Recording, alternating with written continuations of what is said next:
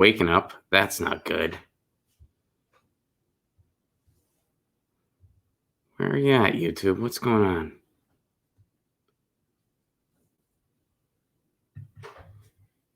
Let's see what's going on here. There it goes. Wow. Okay. Man, that took a while. All right. We are here. Took a minute, but that's okay. I hope everybody is doing well. Good afternoon, good day, good evening, good morrow, good times. It is Tuesday, March 31st in the quarantine year of our Lord 2020. It is the last day of March.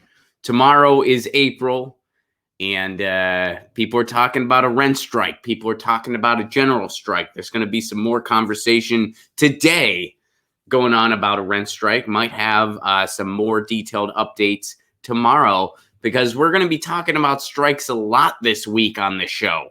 That's going to be taken front and center this week on the show. I guarantee it. It already has started yesterday. It's continuing today because we got an update from the Amazon strike. We got an update from the Whole Foods strike, which is happening right now.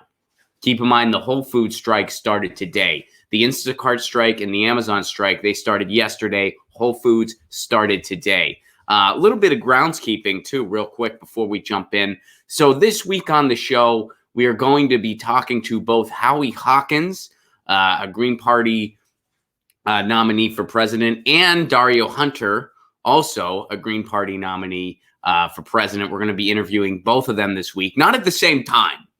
I mean, I suppose I could have done that. Could have made it like a round table. Maybe we'll do that in the future. I don't know. But both campaigns reached out to me this week. So both are going to be on the show. As of right now, it looks like Howie Hawkins is going to be on the show on Thursday, and Dario Hunter is going to be on the show on Friday. We're going to be doing a stream with Dario on Friday. Howie Hawkins will be jumping in for the second part of our regular Thursday stream, and we'll be hearing from both of them. So that should be interesting this week. And it looks like we're going to have a couple other guests as well going on this week. So exciting stuff. Hope you're doing well. Hope you're staying safe. Hope you're staying home. Stay home, social distance, be careful. You know, we're getting through. We're doing the best we can. So the Amazon strike happened yesterday. It started yesterday where workers at a warehouse in Staten Island decided they had had enough. They had had enough. Some of their workers tested positive for coronavirus. They were not in a facility that was safe by any means. And they said, we're not going to risk our lives for this job. We're not going to risk our lives for Jeff Bezos' profits. And they started striking. And that strike is continuing. And now that has bled over into Whole Foods. Whole Foods started their strike today. Instacart striking as well. So here's an update on Amazon. We'll start with Amazon first.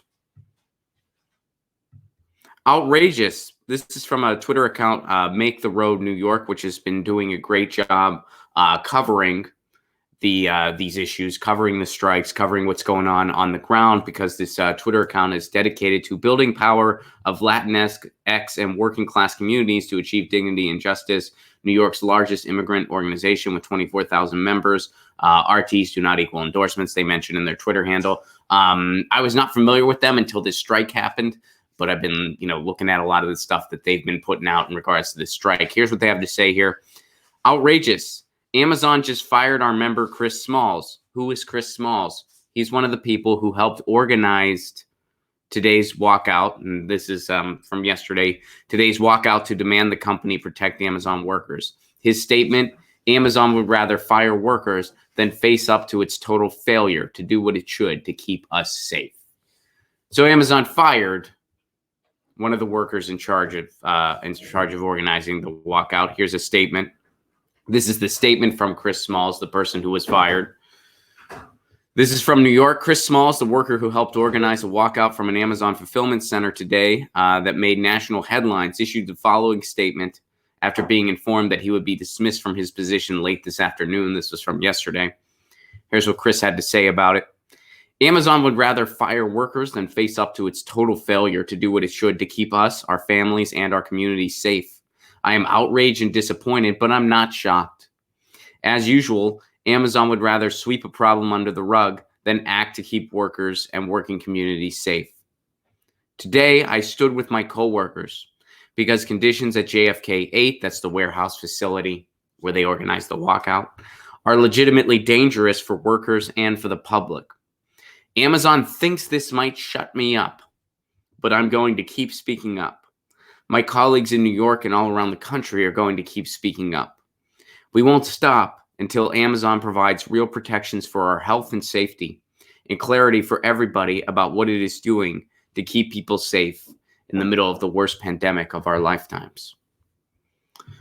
So that's what Chris had to say. And of course, this is Amazon is sending a message here. And the message Amazon is sending is, if you speak out, if you defend yourself, if you stick up for your rights, well, we're going to get rid of you. We're going to fire you. Because that's how we can fight back. Wanted to add this. This is a Twitter thread from a Financial Times reporter named Dave Lee. Amazon has confirmed it fired Chris Smalls, a worker who helped organize a protest at its Staten Island fulfillment center today. This is from yesterday. The company has said Mr. Smalls was sacked for, this is my favorite part. Get ready for this. Buckle in. The company has said Mr. Smalls was sacked for, among other things, violating social distancing guidelines and putting the safety of others at risk. Man, talk about gaslighting 101. They're saying, okay, so Amazon, by the way, has unsafe working conditions. They're forcing their people to go to work. And their warehouses are a hazard every day. They're completely hazardous for workers. And now people are testing positive for the coronavirus. Amazon doesn't give a hoot. You're still expected to go into your warehouse and work. So they're not only are they putting their employees at a huge risk, they're putting their customers at risk too. Because who do you think's packing your products? So they're putting everyone at risk. They're putting an entire world at risk for Jeff Bezos' profits. And they're certainly not practicing social. And they're saying that they're firing this person who blew the whistle, who stood up for their rights as a worker and stood up for the customer base at large too. I mean, that's why it's so disgusting when you see these headlines in the corporate media where they're like, well, Amazon workers saw an opportunity to try to get a raise. No, Amazon workers were scared for their safety and for the safety of the world around them, so they did something about it. They weren't looking for an opportunity because look at this guy. He stood up. He got fired for it. He lost his job because he stood up. And they're saying he violated social distance, put the safety of others at risk. Yeah, that guy who helped organize the workers to stand up for themselves, saying we're not going to risk our lives for this job. The guy that did that, the guy that's helping his fellow workers, he put them at risk, not Amazon. Not Amazon, who's making people work in unsanitary and unsafe conditions on a regular day. And now during a pandemic, they're doing absolutely nothing. They didn't even provide hand sanitizer for their employees. Not even hand sanitizer. Man, I mean, that how do you sleep at night if you're the person who had to make that statement? If you are a representative for Amazon and you had to put out the statement, well, he's fired because he violated social distancing guidelines. The worker did that, not us, not the company. The worker did that. The guy who was standing up for health and standing up for workers, that guy wasn't practicing social distancing and put the safety of others at risk. Our company's putting the whole world at risk for Jeff Bezos' bottom line. But no, this guy. I mean, whoever came up with that like whoever did that, wow. How do you sleep at night? Do you know what you're doing? You know what you're doing. Do you see how backwards that is? I mean, it's wow. Instacart workers, this is going on Dave Lee's Twitter thread. Instacart workers were also striking today. Company sent a statement today. We saw 40 more shoppers on the platform compared to the same day and time last week. Over the last 72 hours, more groceries were sold on our platform than ever before. Well, sorry to hear that. I hope people are not using the platform to stand with these workers. That's what I'm hoping for. But that's interesting. So that's the explanation they gave for firing Chris Smalls. He wasn't practicing social distancing.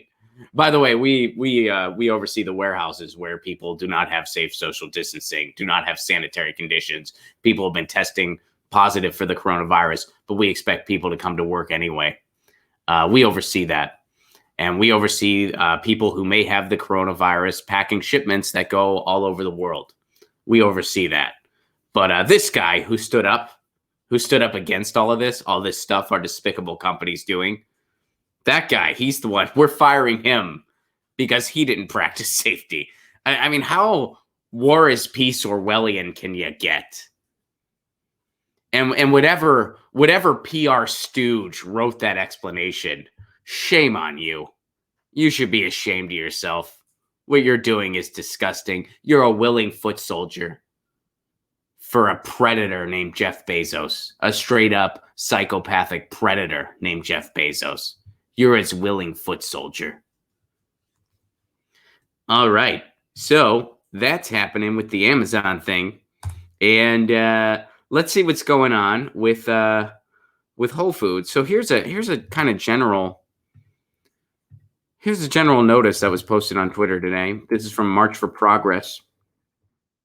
It's happening.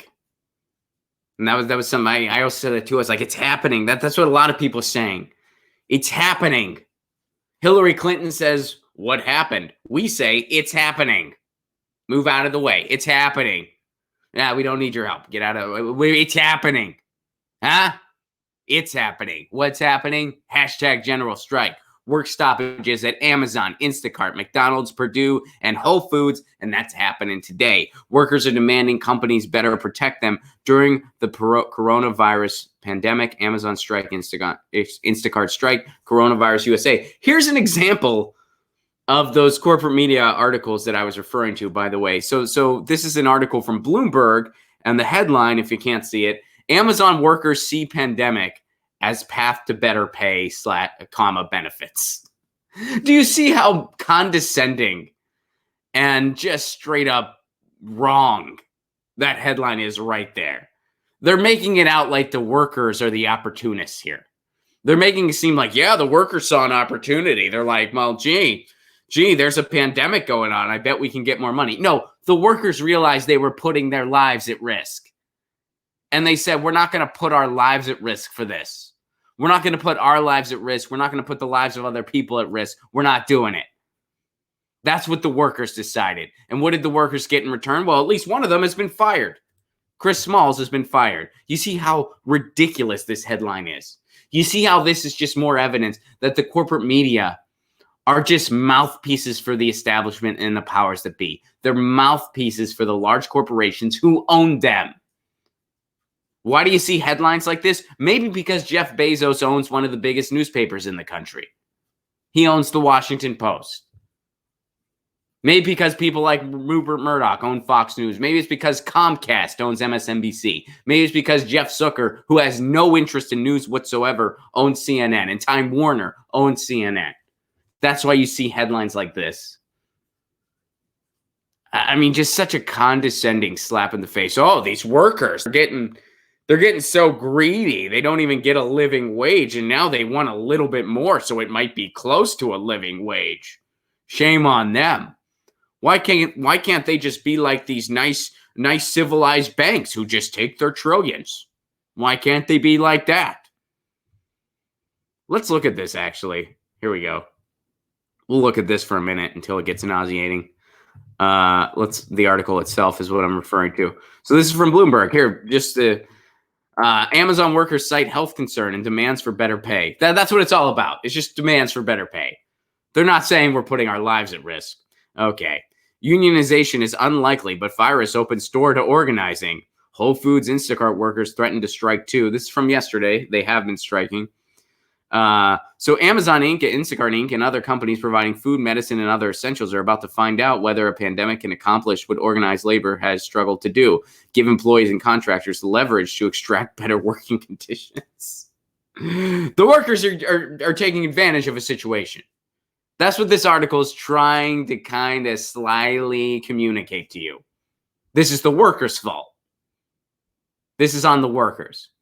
It's not on the companies that don't provide them sanitary, clean conditions, that don't provide them living wages, that expect them to put their lives at risk. It's not on them. It's on the workers for demanding they be treated like human beings. When you look at Amazon and Instacart's and Whole Foods demands, it is something that they should never have to ask for in a million years. It's so sinful that they even have to ask for this.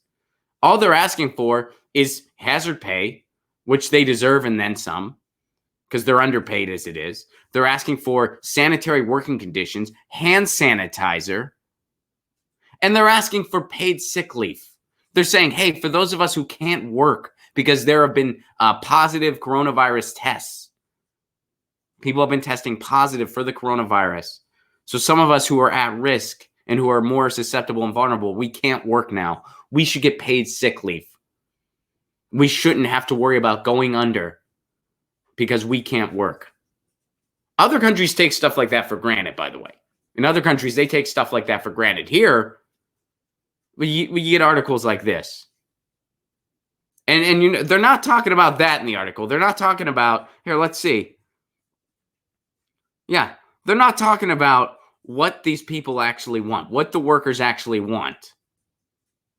Oh, and they're trying to marginalize it. Organizers face long odds should they pursue formal unionization. Forming unions in the U.S. is difficult, and the coronavirus has both flooded the market with potential new hires and made large labor rallies impractical. Organizers of the Staten Island walkout say more than 60 employees participated, but video from a protest appeared to show a sparser crowd. This is media manipulation 101, folks. First, they trivialize something, then they marginalize it. There weren't that many people participating. There's a lot of new hires who would want a job. Look at these labor organizers just wanting to leverage for better pay. And that's why our conditions are so horrible in the first place, by the way.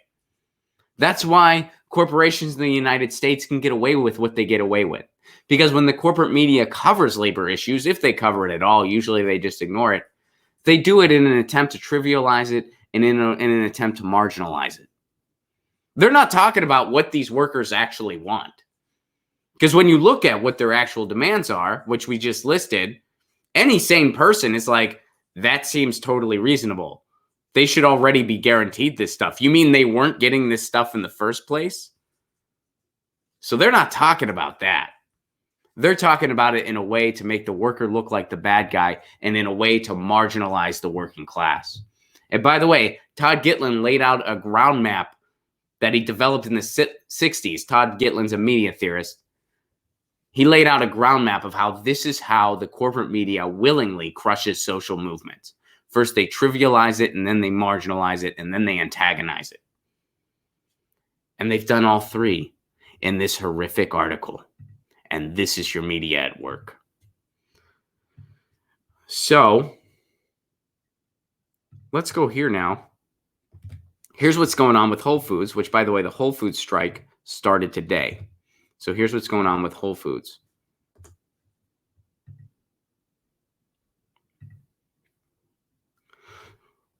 So here's just, I'm searching the hashtag Whole Foods Sick Out over on Twitter.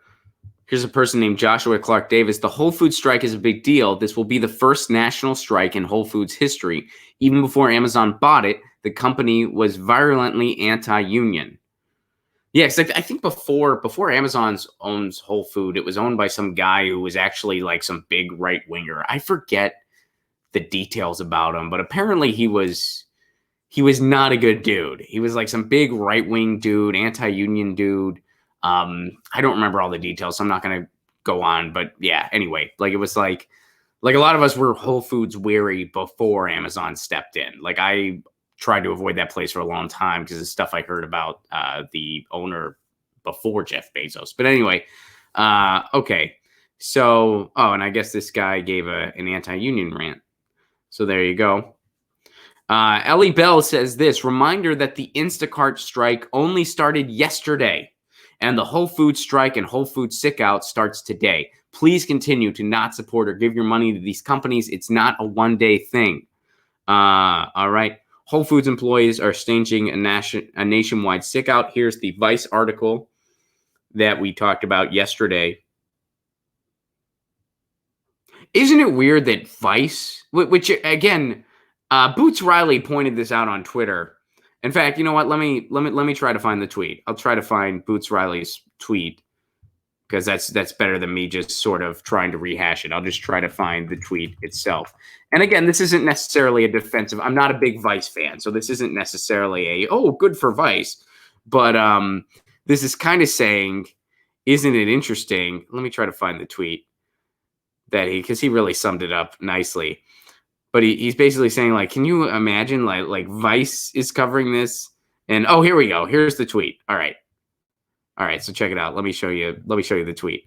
This is from Boots Riley, which, by the way, I tweeted at Boots Riley recently because I could not find an email address for a publicist for him or anything like that. So I tweeted at him and I said, hey, I'm a big fan. I'd like to have you on an interview series I'm doing called Sounds of Revolution. How could I get in touch with somebody to discuss that further?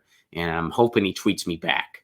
So fingers crossed. If you want to find that tweet and give it a like or give it some love, that would be helpful. I'd appreciate that very much. But here's what Boots Riley had to say that I think is very interesting. Go back in a time machine 40 years and tell somebody that Teen Vogue is more radical than Mother Jones in the year 2020. Well, that maybe even Vice will be more radical than Mother Jones. We'll name a whole bunch of mags that are more radical than Mother Jones, and they'll get it. Yeah, isn't it interesting? Vice is covering the Whole Foods sick out. And Teen Vogue isn't. Or, excuse me, Teen Vogue. Mother Jones isn't. Mother Jones isn't talking about it much, if any. And Mother Jones is, they have declined big time. Big time. Mother Jones has declined. So yeah, Boots Riley said that. I think that's very interesting. And hey, Vice at least wrote an article about it. Not a big Vice fan, but they at least covered this some. Others are trying to completely ignore it. Let's see what else there is in the hashtag so far. So here's a worker trying to balance feeding ourselves and staying healthy with protecting others and making it possible to stay home. Instacart strike, solidarity with other workers fighting for protection. Boston Socialist Alternative says this, solidarity to the Whole Foods workers participating in the Whole Foods sick out today. Customers, don't cross those picket lines. Whole Foods strike. So this is going on right now. Here's a tweet from Whole Worker. Whole Worker is a grassroots movement of Whole Food members' teams collectively voicing our experience at Whole Foods and working to unionize. So here's something that they tweeted out yesterday. Amazon couldn't even stop from profiting off of family separation. We know Amazon has no value for human life and won't stop putting our lives at risk. That's why we're calling out tomorrow. So here's their official statement on the global sick out that's happening today and happening right now. So here it is. We call on all Whole Foods Markets employees to engage in a mass sick out on March 31st. Coronavirus is a very real threat to the safety of our workforce and our customers. We cannot wait for politicians, institutions, or our own management to protect us. We call upon Amazon to allocate the necessary resources for us to do our job safely. We need guaranteed paid sick leave for workers who can't work. Reinstatement of healthcare coverage for part-time and seasonal workers. Bet you didn't even know they tried to take that away. Guaranteed hazard pay. Implement of new policies that can facilitate social distancing. Commitment to ensuring that all locations have adequate sanitation equipment. Immediate shutdown of any location where workers test positive for coronavirus. Bloomberg.com will tell you how unreasonable that is. Media outlets like Bloomberg will tell you this is just workers trying to take advantage of a pandemic. They're just being opportunists. Does that sound like people being opportunists to you? Those demands that, again, they should never have to ask for. Any workplace should just provide all of that, no questions asked, immediately. In other countries, they do. Immediately, no questions asked. Workers don't need to ask for anything like this. Here in the United States, workers do. because our corporations are beyond predatory and they're able to exist as such because we have a complicit media who serves as their mouthpieces because they're owned by them. Do you see why a corporate-owned media is the absolute worst media structure you could possibly have? It is authoritarian. There's just more hands involved in the authoritarian state. Do you see that now? Do you see why Noam Chomsky says things like any authoritarian society would be envious of the media the United States has? And I'm paraphrasing. That's not his exact quote, but that's basically the theme of the quote. Do you see why Noam Chomsky says stuff like that? And he's right when he says it. But let's talk about how scary state-run media is. Oh, our media structure is the absolute freaking worst. That's why we are not even in the top 50 when it comes to the press freedom rankings. We're not even in the top 50. And we don't deserve to be. Let's see here. Here's the second part. Oh, it's the same thing, just in Spanish. So there you have it. That's what they're demanding. And this is happening today. And this is happening right now. So hopefully nobody is at your local Whole Foods. Hopefully no one's there.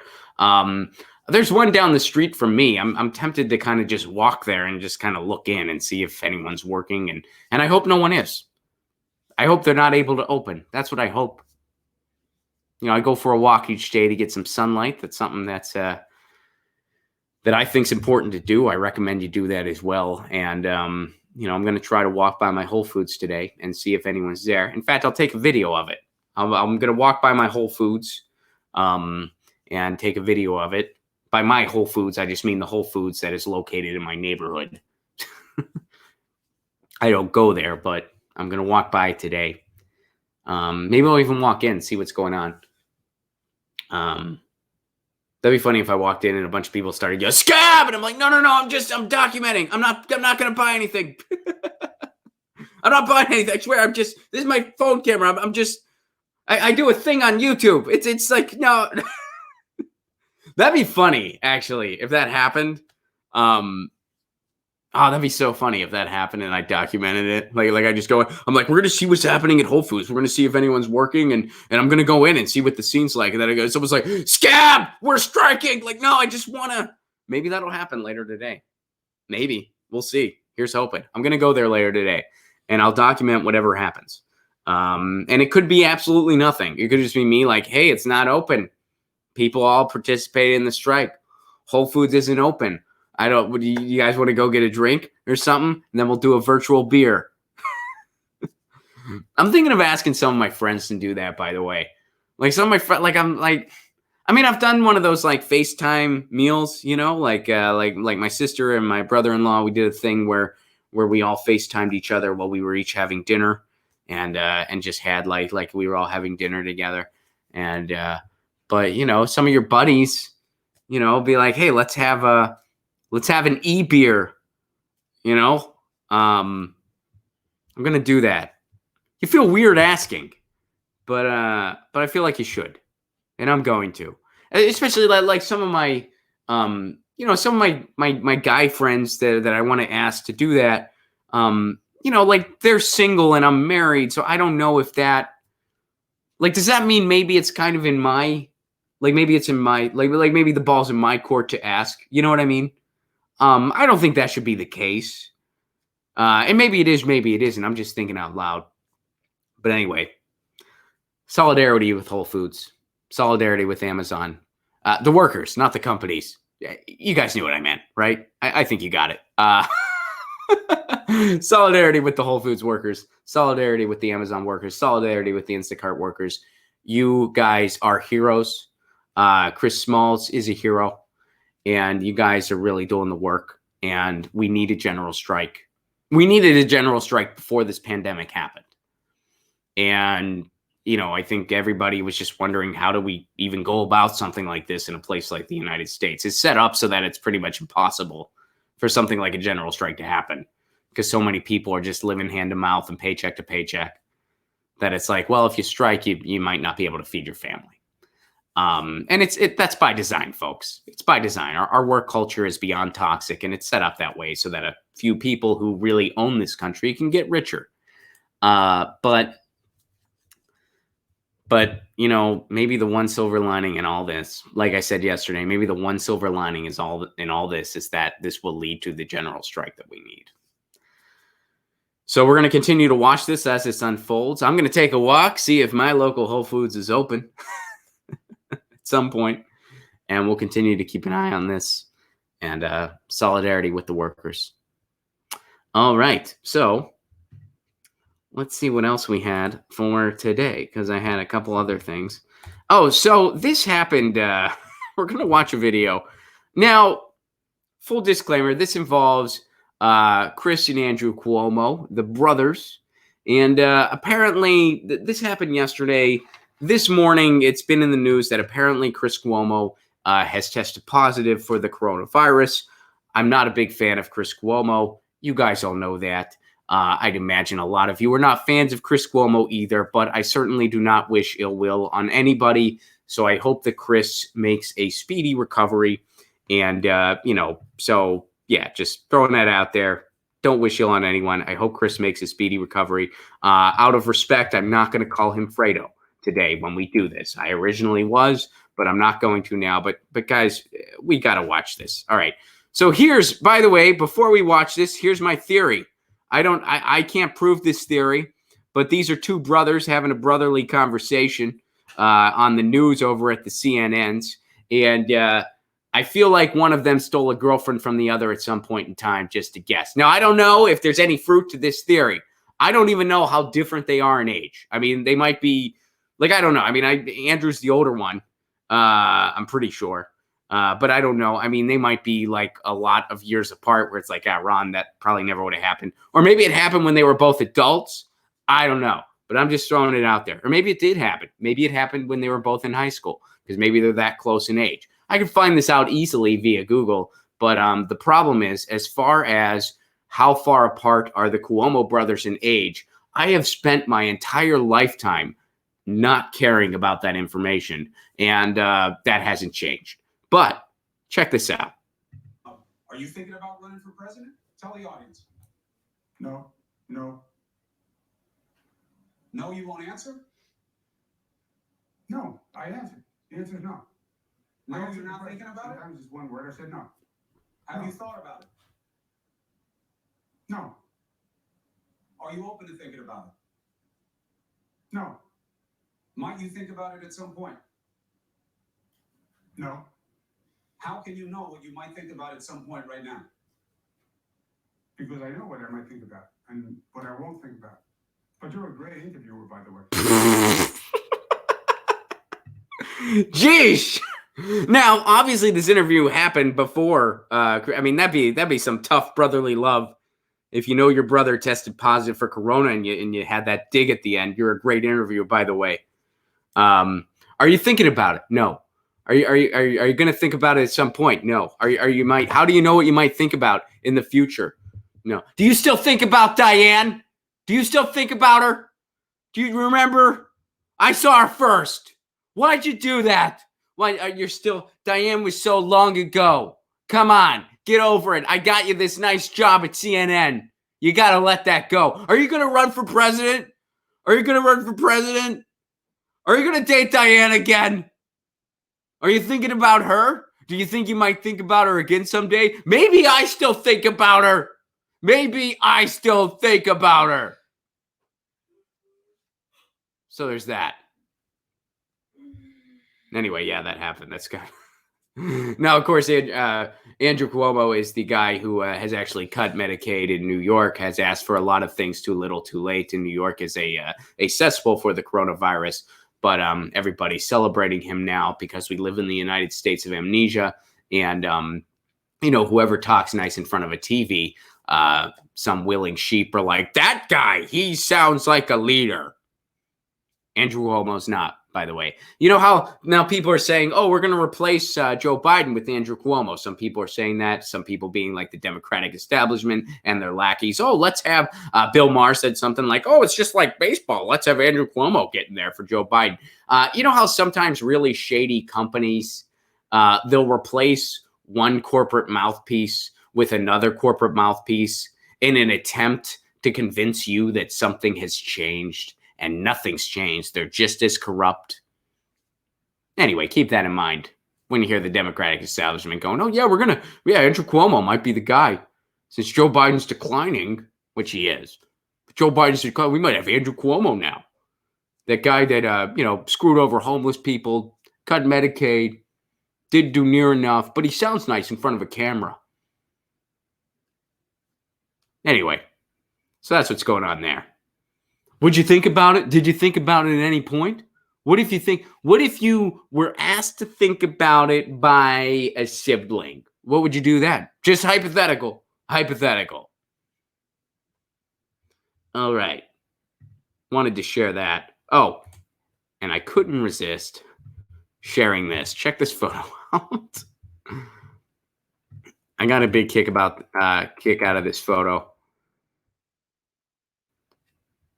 So this is from Voodoo Pork over on the Twitter.